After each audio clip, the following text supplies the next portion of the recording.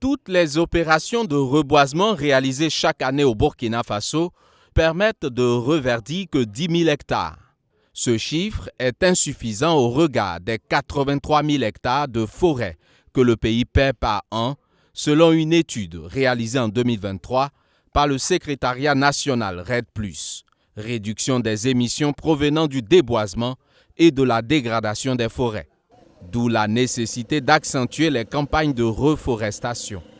Et pour les réussir, la direction des forêts du ministère en charge de l'environnement livre ici les bonnes pratiques en matière de plantation d'arbres.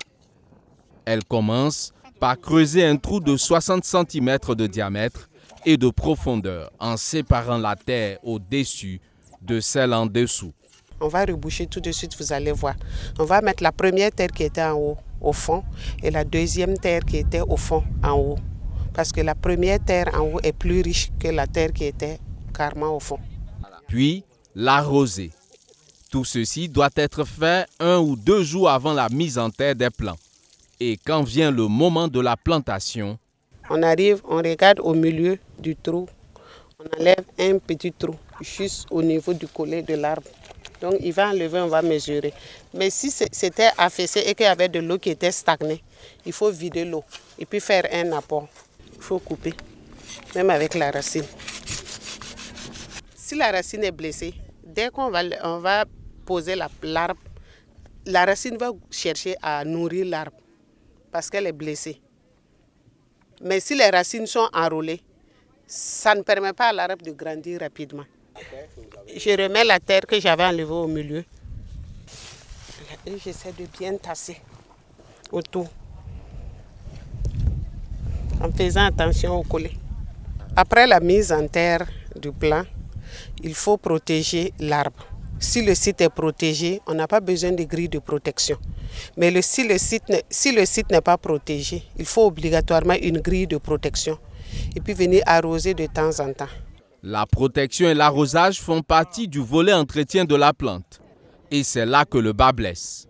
Selon la direction des forêts et de la reforestation, sur 6 millions de plants mis en terre chaque année à travers les différentes campagnes de reboisement, seulement 2 220 000 connaissent un taux de réussite, soit 37%.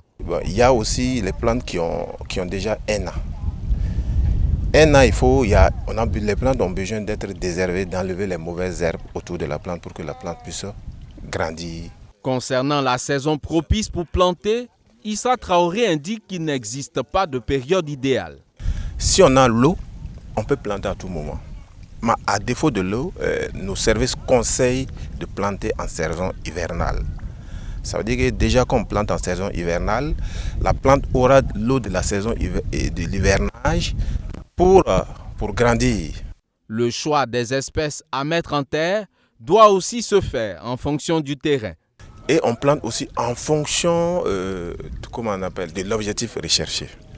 Voilà. Si je veux des vergers, je vais planter des mangues. Voilà. Si je veux de la protection, je peux planter des épineux. Son autre conseil est en lien avec l'heure indiquée pour planter. On conseille de ne pas planter à midi, ce matin ou soir. Au-delà de ces conseils, des actions sont entreprises par le ministère en charge de l'environnement pour engager particuliers, institutions et entreprises à planter utile.